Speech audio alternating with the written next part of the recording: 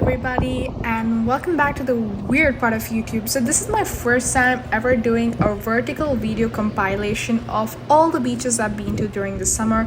Well, the summer is not over yet and there's yet more beaches to explore, so stay tuned. I don't like vertical videos, but since I've been doing so many shots, I just thought I'll do a compilation of all of them. And vertical videos are trending, so hopefully this video captures a lot more people than I usually post. So if you see this video and if you like it, hit the like button, and if you want to be part of the fam, do consider subscribing. So here I am in the Ocean Beach, which is the Land's End Trail in San Francisco. It is one of the beautiful places ever. I say beautiful places for a lot of things, including beaches, but mostly beaches because it's very exotic, and California, where I live, is pretty much known for it. So this particular place is very ancient, at least since the 1900s, developed, and this particular place is called the Sutro Bath. Sutro Bath is essentially lots of baths where they actually used to make salts, like the salt that you eat for food and everything. But now, because of industrialization, you no longer see that technique, but just to explore that particular place where the beach water comes in, the ocean water, in this case the Pacific Ocean, comes in, and they actually sediment, is pretty unreal. Right now it's filled with algae and a lot of dirt because there's no process in place, but it's kind of scary walking in because you don't want to fall in, but it's pretty shallow, so even if you did, there's not much danger to your life, I guess. So here's me walking in a very narrow path towards the whole bath situation going on, but it was fun. But both recording and doing it is kind of scary. Now let's go into the ocean. So the ocean again is the Pacific Ocean because I live in California. It captures so much essence over here. There's a lot of things that goes unsaid here. One, there's the beautifulness of this whole place, and also nature and everything. So I would definitely recommend going around low tides because one, during high tides it's usually filled with surfers because it's more of their terrain. They try to catch the waves and ride on them, so it's kind of nice. But if you do want to enjoy both the sides, do as you wish.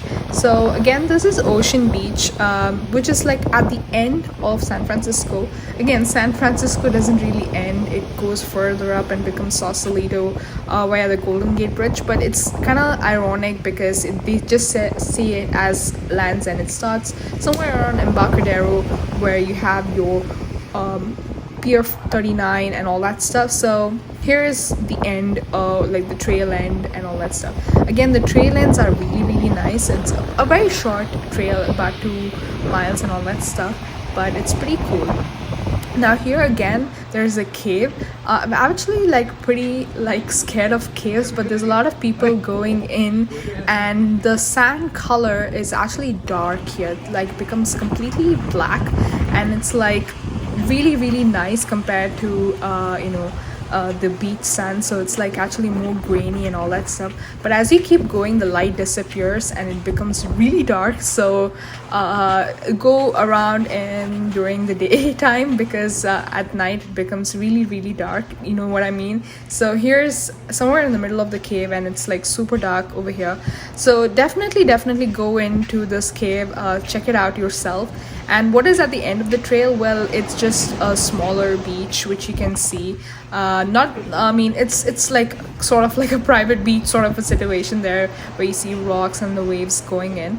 But yeah, it's a long cave, really, it's super long. So just keep walking in the beach sand. In this case, it's kind of rocky here, so just bring in good beach shoes and just walk in. There's a lot of gravel, there's a lot of loose sand mixed with it, so it can be slippery when there's high tide. So but then there's a lot of people walking in and about, and there's a lot of stand, so just use that as support. So here's the end of the cave, you know what I mean. So really picturesque place around here. So the other thing that I did want to mention is that Land's End, I know I've mentioned about this a lot of times, but Land's End has this huge staircase to get around this cave and everything. So in case you don't bring good shoes, there are higher chances to like slip and fall and do something really really dangerous. So just make sure that you bring in good shoes if you want to hike here, and that is about it. So here's me actually going into San Francisco. I live in San Jose, but San Francisco is a really really long ride for me. It's about like 40 minutes give or take. So I try to go in pretty early in the morning, just so that I get parking. So about parking, again, you do have a very good situation over there. So parking, again, you do have like about around 100 cars can park in pretty easily. So the other thing about July 4th where I went was actually to Pismo Beach. So Pismo Beach is actually somewhere around the midpoint between San Francisco and LA. So it's about 300 to 400 miles from my place. So here's me going in CA1. One thing that I did want to say is that I had a lot of expectations about California 1 because it's the Pacific Coast Highway and all that stuff. It's a very windy road, but in the sense like it is kind of scary in some parts because there's just one road and there's not much fencing systems, but it is what it is. So, and after Big Sur, it kind of becomes kind of dull. So if you want to go all the way to LA in Pacific Coast Highway, I would say avoid it at all costs. After Big Sur, it does become pretty boring and mundane and becomes like a regular highway. But if you want to go around an adventure, sure. But it's a little bit tacky because there's not much room, and so you can't really go that fast. So with that, I'm here at this another place which like again hiking trip. Might be like, oh my god, she like hikes so much, but really I just like just going into beach and coastal trails. This is actually somewhere. So this particular trail is in Morro Bay, California. Morro Bay is actually known for a gigantic rock, the like volcanic formation about many years ago. So it's like a huge rock, but this is kind of offside from there. And I just love I'm not a very hiking person per se, but I love beach hikes, and you get to explore this other side of the trails where it's not very beach side. It's more with absolutely phenomenal views like this one, and it's not like like a beach sort of situation going on around. So I love just doing beach hikes essentially. So I get to see all those views, explore a bit of the beaches, see something that is 100% very real, and it's not like coated with like beach sand and everything. And so yeah, that's just my opinion. I've grown to like beach trails a lot. So yeah, so in case you are up in California, do go about beach hikes. So they're a lot more pleasant. It's not too hot. You get like the really really nice coastal views. So yeah, that's just my top one recommendation, and you get your calories burned. So it's a win-win-win-win situation. So this particular trail had a lot of whales, so people actually come here to actually see whale sighting and all that stuff. So a bit about information about California beaches is that you can see like whales, orcas, sharks, literally everything on a normal beach. So seeing whales and dolphins is not very uncommon here, but just to see the whales and splashing water and around its jet is like it's amazing as is, but it's pretty far. So if you have a good binoculars, which I don't, you can essentially come here and sight those whales and orcas and everything like that. So if you were to like surf a bit more or just go canoeing or something like that, you can essentially see more whales. So another thing about these coastal hikes is like there are like in certain parts which are not like it's like not like national beach or national parks situation. So you can actually see like a lot of rock formation and the calcium formation here. So here is some of the sites, and you read about it in textbooks and stuff like that, and when you actually see them, it's like really spellbound, and you get to see all that stuff. So highly recommend beach trails, highly recommend going about exploring this, and each photo you take or each picture you take over here, it's bound to be extremely amazing. The ride from San Jose where I was is a bit tasking, so I wouldn't like recommend it going every other weekend, but if that's up your alley, for sure, for sure. There's a lot of things that I love about beach trails. Again, is the fact that there's a lot of nature over here, and also like some of the beach trails are just like 2 miles, 3 miles. Some of the beach trails I have gone to, like Tomales Bay and Stinson Beach, etc., they're also nice. So most of the beaches up in North Cal is a little bit more hikey, whereas the one in SoCal, which is Southern California, is more beach like. But I love all of them much alike. Last year, however, I went on this surprise visit to LA, and I love Santa Monica Beach. So everyone loves have their particular favorites, beach versus beach trails. The other thing is that I got to see a lot of kelp, a lot of seaweed around here. This was my first time I've actually seen a lot of sea kelp. The first time I actually came to California, which was way back, I actually saw a lot of seaweed, a lot of kelp, and it was not something particularly interesting. It looked very disgusting, to be very honest, and it looked very slimy. But if in Dubai, like the beaches over there, it's a very normal beach-like situation. So seeing something like this was something like I thought like there's some dead animal, oh my god.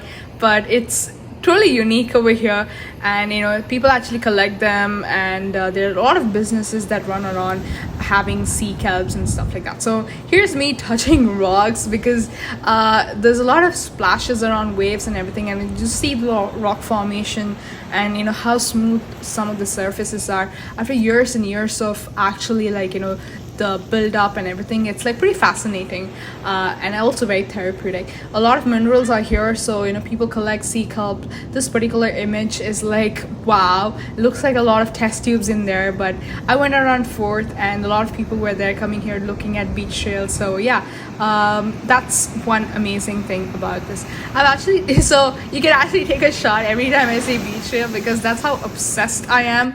But it comes with a lot of perks, I promise you. So here's another thing which I would recommend is like, because these trails are very rocky, and there's not a lot of support system, there's not like a lot of good infrastructures, which is what I don't really like about trails or hiking in them.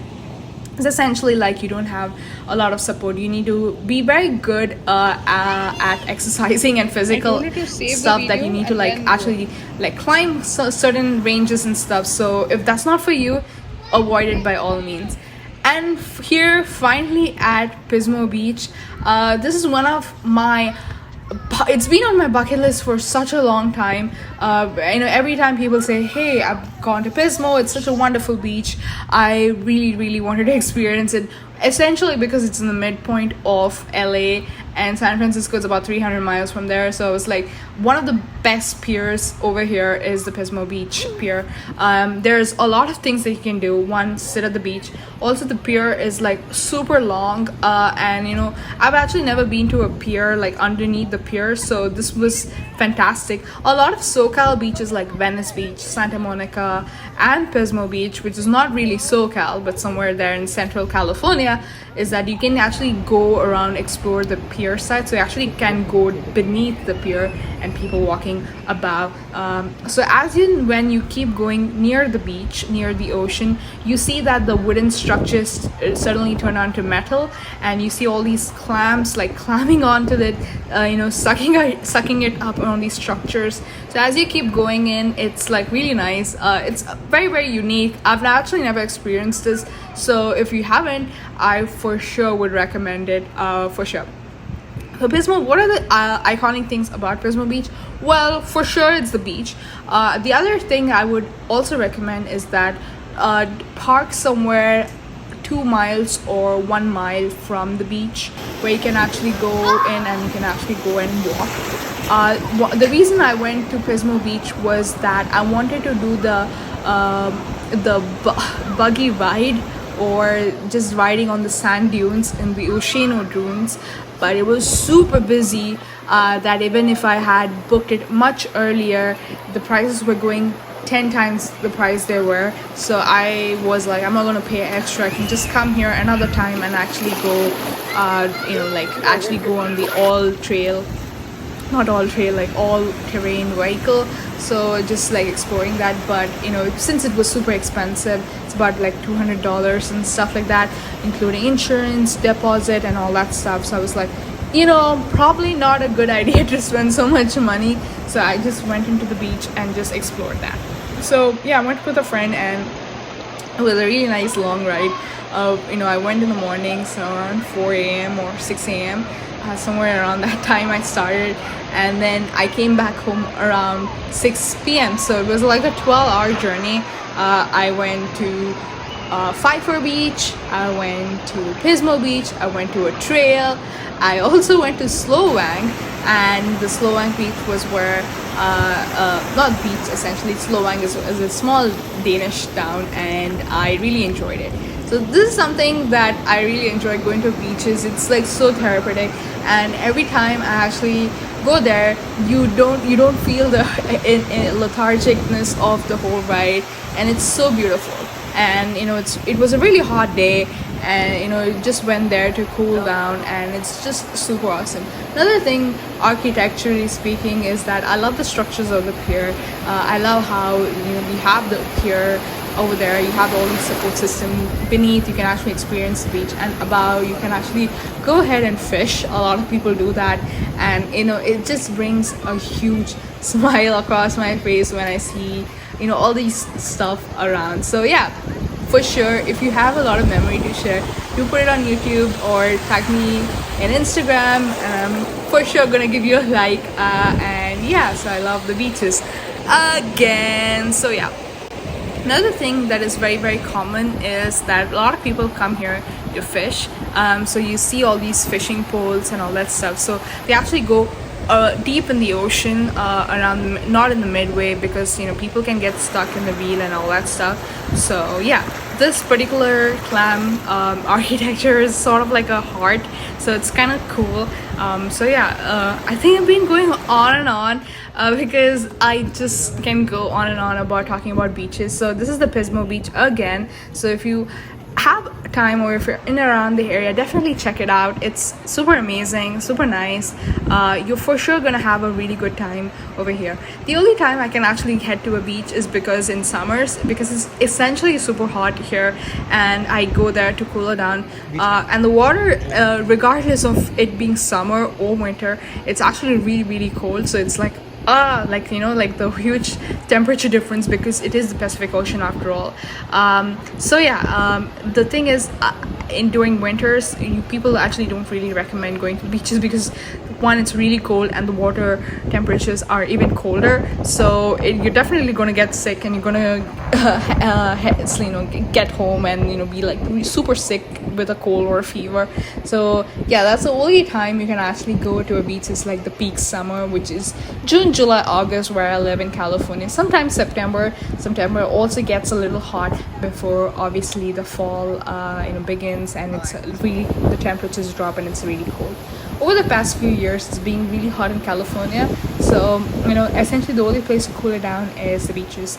And even if I go to a beach, I can't stay for more than 2-3 hours, because like the peak afternoon summer, or the sun gets like really, really hot. So essentially, if you have like a tent or something, for sure. But if you're just going there just to catch some breeze and some waves, for sure, you can't stay that long. But who can miss such a great view like this one? So if you can't go, if you're somewhere in the central place or where there are no beaches nearby, don't worry, I'm here. So I'm just gonna keep posting a lot of shots, a lot of pictures here. Catch me on my Instagram and all that stuff, and I can definitely post so that you don't miss anything. So hopefully you like this vertical compilation of the beach compilation that I've done over the summer, over this past few months. Do hit the like button and the subscribe button. See you later.